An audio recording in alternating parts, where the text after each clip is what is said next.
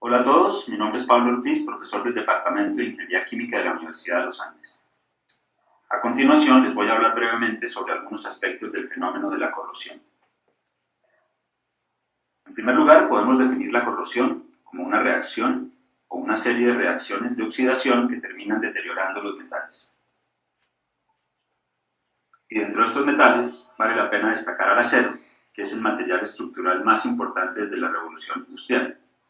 Como sabemos, los aceros están compuestos principalmente de hierro, y su corrosión conduciría a la formación de óxidos de hierro y con el tiempo a la destrucción de la pieza original. Nos podemos preguntar qué tan fácil es que ocurra en realidad este proceso. Y la respuesta, desafortunadamente, es que es muy fácil.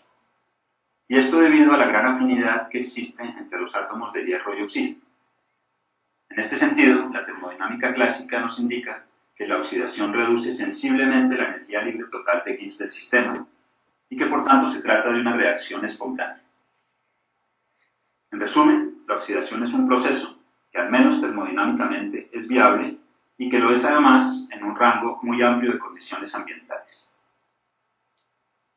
Lo que no es sencillo ni espontáneo, pero sí muy costoso desde el punto de vista económico y ambiental, es el proceso contrario, es decir, la fabricación de acero o metales a partir de los minerales que se encuentran en la naturaleza. Pero para saber cuáles son los impactos reales de la corrosión, hay que considerar varios aspectos. Por supuesto, deben tenerse en cuenta los costos directos debidos al reemplazo de la pieza dañada, pero también los costos asociados a las paradas de producción necesarias en muchos casos para realizar los trabajos de mantenimiento.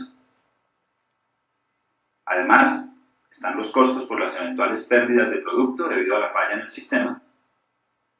Y lo que es por supuesto más grave, habría que considerar eventualmente el impacto que una fuga o ruptura podría tener en el ecosistema y también en la seguridad de la planta y de las personas. Así que hay que evitar este fenómeno o en todo caso controlarlo, pero para proponer soluciones es necesario mirar con más detalle los mecanismos del proceso corrosivo. Por ejemplo, es importante destacar que cuando no hay presencia de humedad, la cinética de oxidación es muy lenta a condiciones normales y por tanto no existe un problema de corrosión real. Sin embargo, cuando hay algún nivel de humedad, por poca que ésta sea, la velocidad de oxidación aumenta dramáticamente. La razón es que cuando el agua entra en contacto con el metal, se produce una celda galvánica o una pila de corrosión en la que se establecen dos tipos de regiones muy cercanas entre sí en las que ocurren semirreacciones distintas. Está por un lado la zona anódica, donde se produce la disolución de los átomos de hierro, y un flujo de electrones hacia la segunda región, la zona catódica, donde, en presencia del oxígeno disuelto en el agua, se producen iones hidróxido. Esto se combina con los iones férricos para producir un óxido de hierro hidratado. En este caso, tanto la termodinámica, la cinética y los fenómenos de transporte favorecen un proceso muy rápido y destructivo. Los métodos de protección tienen que ver entonces con la posibilidad de interrumpir el circuito corrosivo descrito anteriormente.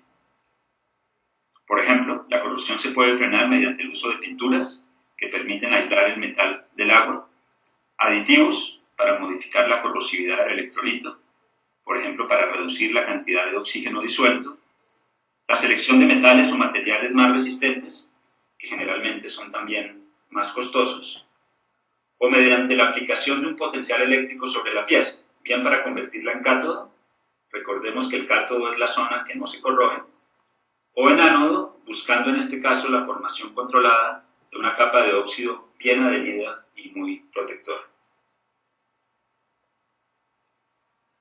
Finalmente hay que repetir que la corrosión representa un problema económico serio y por lo mismo existe toda una industria dedicada a su control y a la investigación y desarrollo de nuevos métodos de protección.